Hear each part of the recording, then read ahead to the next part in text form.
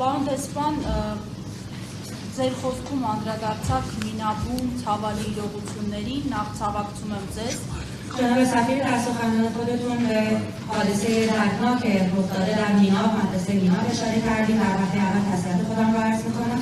Բայց եւ հստակեցում, ինչպես է իրանական կողմը մինաբի հարվածը, դա կոնկրետ նպատակային թիրախավորում է եղել, թե պատահականություն. در واقع برآورد ایران از حمله به مدرسه میناب چه هستش؟ آیا واقعا این یک نقطه مورد هدف بوده که مورد هدف واقع قرار گرفته یا به صورت تصادفی این مدرسه مورد هدف قرار گرفته؟ Եվ մի քանի հստակեցումներ դարձյալ Իրան-Իսրայել ամենահակամարտության շրջանակում Չինաստանի ու Ռուսաստանի Դաշնության հետ ձեր հարաբերությունների ներկա փուլը ինչպես եք գնահատում?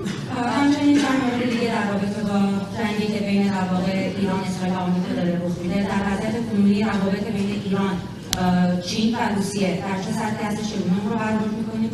Չնայած եղել է դիվանագիտական աջակցության մասին հայտարարություններ, هرچند که در واقع اعلامیه‌هایی برای حمایت دیپلماتیک از طرف اونها اعلام شده բայց կա ակնկալիք այլ ավելի առարկայական աջակցության. ولی آیا انتظار برای حمایت‌ها و مساعدت‌های فراتر از اون وجود داره؟ Եվ նաև այս շրջանակում արդյոք Իրանում չկա մտավախություն, որ այն երկրները, որոնց տարածքներում գտնվող ամերիկյան ռազմաբազաներին հարվածում է Իրանը, կարող են դառնալ կամ Իրանը ընկալել արդեն այլ դիվանագիտական հարթության մեջ, ոչ բարեկամ, ոչ դաշնակցային, այլ օրինակ թշնամի երկիր. و آیا این نگرانی در ایران وجود نداره که در واقع کشورهایی که ایران اونها رو مورد هدف قرار داده یعنی کشورهایی که پایگاه نظامی آمریکا در اونجا مستقر بوده و ایران اونها رو مورد هدف قرار داده از کشورهای دوست و همکار دیپلماتیک به کشورهای غیر همکار و دیپلماتیک و حتی به چشم دشمنی به ایران نگاه بکنن؟ Եվ մի քանի հարցեր Հայաստանին առնչվող այս իրավիճակում թրիփը եւ հյուսիս հարավը ինչպես է գնահատում Իրանի կողմից. و سوال آخرشون راجع به ارمنستان در شرایط کنونی در واقع تریپ و روابط بین تریپ հյուսիս հարավ تریپ و مسیر شمال جنوب در واقع چه ارزیابی نسبت به این مسیر خودشون معرفی نکردن کدوم زارویی Դիլանյան نوشتم آرمانتون شام 168 خیلی متشکرم.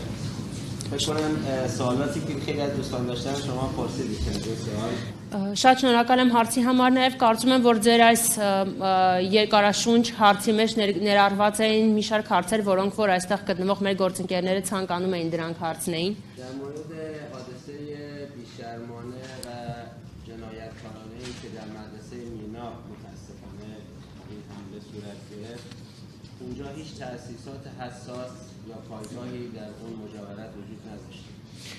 Կապված Մինաբի դպրոցի անպարկեշտ եւ ոչ մի արդարացում չունեցող հարձակմանը, որը որ հանցագործություն է Իրանի հասարակության դեմ, կարող եմ վստահորեն ասել, որ այստեղ ոչ մի ռազմական օբյեկտ տեղակայված չի եղել. اون کسی که این جنایت شنیع رو مرتکب شده باید بیاد جواب بده که چرا اینجا هدف قرار داده. Եվ այն անձը, ով որ իրականացրել է այս անպարկեշտ հարձակումը, նա պետք է բացատրի եւ պատասխանի այն հարցին, թե ինչու են թիրախավորել հենց այս դպրոցը. از این جنایت‌ها رژیم صهیونیستی زیاد در غزه انجام داد و امریکا زیاد حمایت کرد. اینجا هم با هم این جنایت رو انجام دادن. Նմանօրինակ հանցագործություններ Գազայում սիոնիստական ռեժիմը բազմիցս իրականացրել է եւ ԱՄՆ-ն մշտապես աջակցել է նրան. Այս պարագայում եւս պետք է պատասխանը պահանջել հենց նրանցից. بیمارستان گاندی در تهران رو هم دیروز هدف قرار دادن. خیلی از اینها عجیب نیست. Նաեւ երեք թիրախավորվել էր Թեհրանի Գանդի հիվանդանոցը եւ նմանօրինակ գործողությունները առհասարակ զարմանալի չեն նրանցից. یک سالن ورزشی رو که نوجوانان در حال ورزش بودن در منطقه لامرد فارس هدف قرار دادن و تعدادی از بچه‌ها رو به شهادت رسوندن. Նաև թիրախավորվել է Ֆարս նահանգի մի սպորտային ակումբ, որտեղ որ երիտասարդները ընդհանրապես զբաղված էին իրենց սպորտային ժամանցով եւ այստեղ եւս հարց է առաջանում, թե այս օբյեկտը ինչու է թիրախավորվել. دیروز ساختمان هلال احمد در تهران رو هدف حملات خودشون قرار داده. Նաև երեք թիրախավորվել է Թեհրանում Կարմիր մահիկի գրասենյակը եւ շենքը։ و در حملاتی که دیشب مشخصا به تهران داشتن بعضی از محله‌های مسکونی دچار تخریب شده و تعدادی از شهروندان غیر نظامی کشته شدند.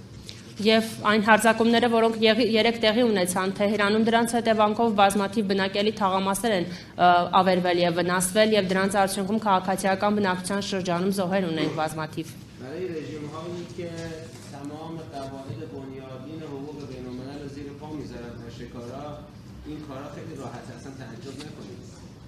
Այնպիսի ռեժիմների համար, որոնք ակնհայտ կերպով ոտնահարում են մարդու իրավունքների բոլոր միջազգային կանոնները, նմանօրինակ գործողությունները առհասարակ զարմանալի չեն, երբ իրականացնում են այդ ռեժիմները։ در مورد روابط ایران با چین و روسیه هر دو کشور ما دوست ما چین و روسیه مواضع قاطعی در محکومیت این تجاوز وحشیانه داشت.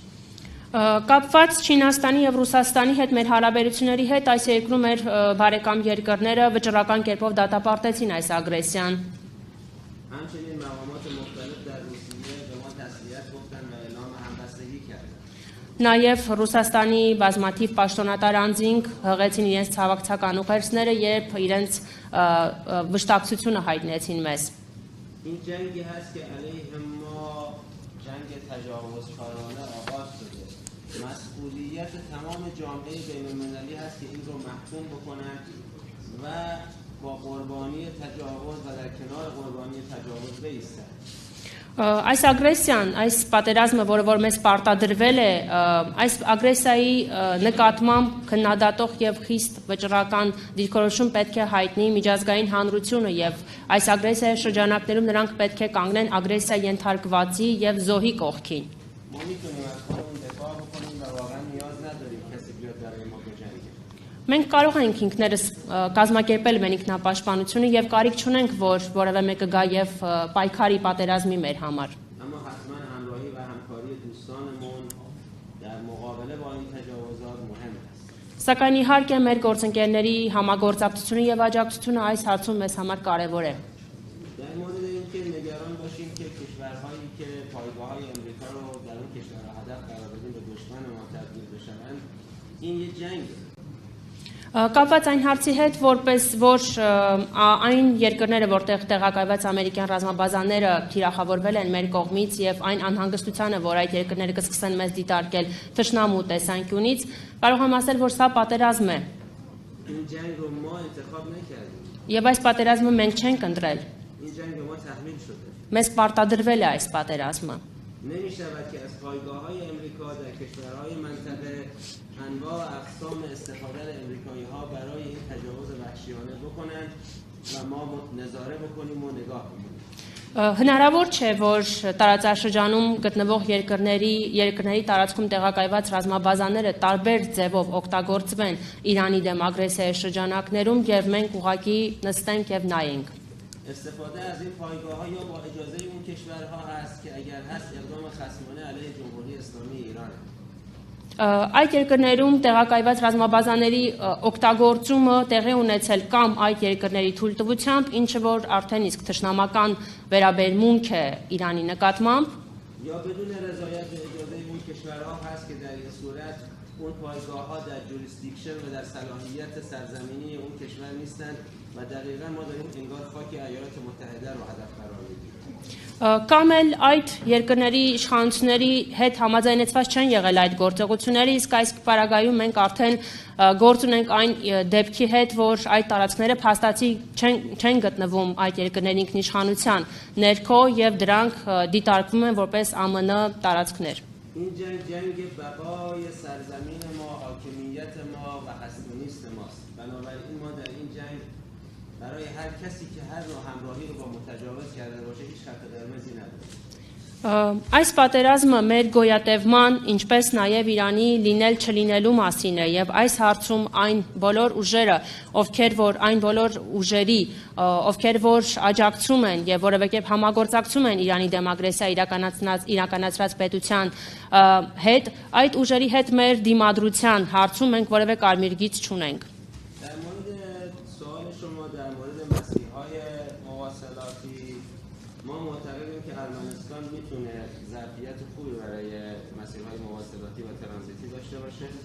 Կապված հաղորդակցության ուղիների վերաբերյալ ձեր հարցի հետ կարող եմ ասել, որ Հայաստանը լավ պոտենցիալ եւ ներուժ ունի հաղորդակցական ուղիների տեսանկյունից եւ տրանզիտային ուղիների տեսանկյունից։ در مورد مسیر شمال جنوب با مقامات ارمنستان هم صحبت کردیم. اعتقاد داریم که دو تا شاخه میتونه داشته باشه. Հյուսիս-հարավ ուղղության հետ կապված մենք խոսել ենք այս հարցի վերաբերյալ Հայաստանի պաշտոնատար անձանց հետ եւ վստահ ենք, որ այս գիծը կարող է այս ուղին կարող է երկու գծեր ունենալ, երկու ճյուղեր ունենալ։ یک شاخه مهم اون که میتونه منافع اقتصادی سرشاری برای کشور ارمنستان هم داشته باشه مسیر اتصالاتی ریلی از خلیج فارس و دریای عمان به داخل ارمنستان از مسیر نهجوان و به سمت گرجستان و دریای سیاه است. Այս երկու ճյուղերից մեկը առաջինը, որ կարող է Հայաստանի համար տնտեսական շատ լավ հնարավորություններ ստեղծել Պարսից ծոցից եւ Օմանի ծովից Հայաստանի տարածքով Նախճեվանով դեպի Վրաստան ուղղությունն է։ اگر تحقق پیدا بکنه میتونه نقش ترانزیتی ارمنستان رو بسیار برجسته بکنه. Եվ եթե կարողանանք իրականացնել այս ճյուղը կարող է Հայաստանի տրանզիտային դերակատարությունը մի քանի անգամ ավելացնել։ بنابراین نگاه باید هم به مسیرهای شرقی غربی و هم شمالی جنوبی باشه. Ըստ այդմ մեր ուշադրությունը պետք է լինի թե հյուսիս հարավ թե արևմուտք արևելք հաղորդակցական ուղիների նկատմամբ։